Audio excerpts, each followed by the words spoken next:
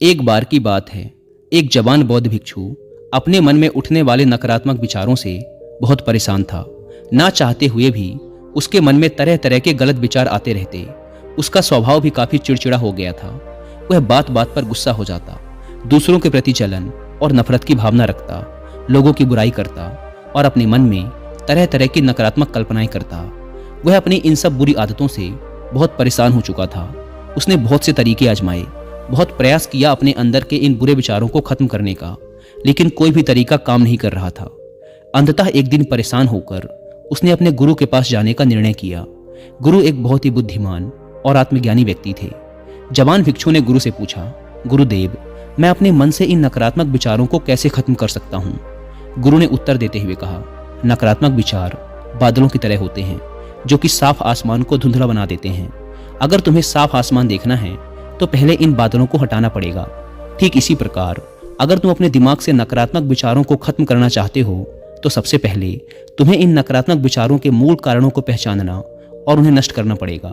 जवान भिक्षु को गुरु की यह बात ठीक से समझ नहीं आई तो उसने गुरु से इसे थोड़ा विस्तार से समझाने का आग्रह किया। तब गुरु ने शिष्य को एक कहानी सुनानी शुरू की।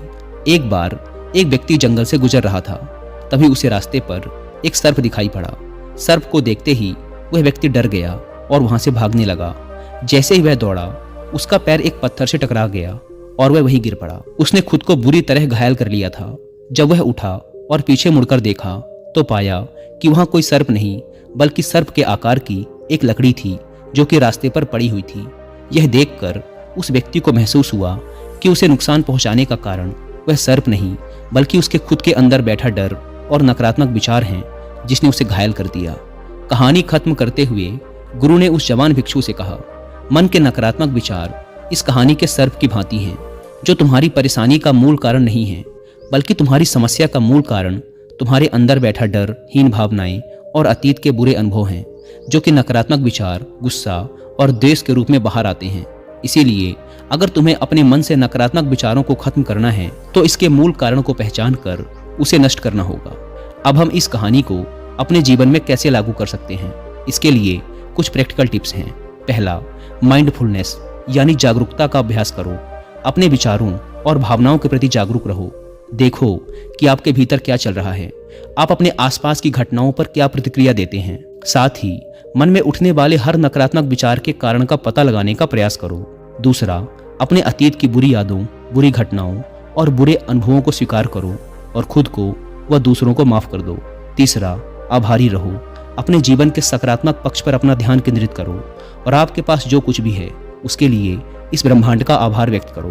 आभार व्यक्त करना हमारे नजरिए को सकारात्मक बनाता है और हमारे अंदर से नकारात्मक भावनाओं को खत्म करता है। चौथा, दयालु बनो, खुद के प्रति भी और दूसरों के प्रति भी, क्योंकि नकारात्मक विचार अक्सर अंदर ही अंदर खुद की बुराई और तुलना करने से पैदा होते हैं।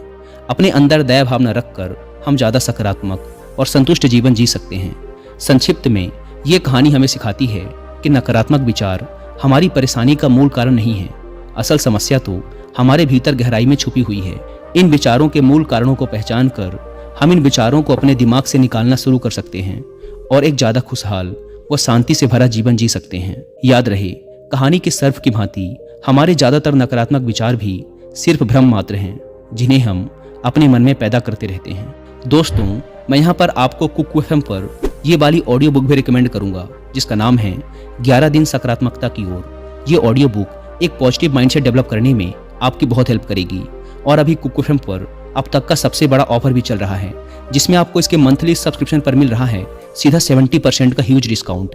यानी आपको इसके फर्स्ट मंथ का सब्सक्रिप्शन पड़ेगा 99 की बजाय सिर्फ 29 रुपीज़ का, अगर आप यूज़ करते हैं कूपन कोड SALE70। लेकिन यह ऑफर सिर्फ आज रात 12 बजे तक ही वैलिड है, इसलिए देर ना करें और इस ऑफर का फ़ायदा उठाएं। ऐप को डाउनलोड करने की link description and first comment पर मिल जाएगी। धन्यवाद।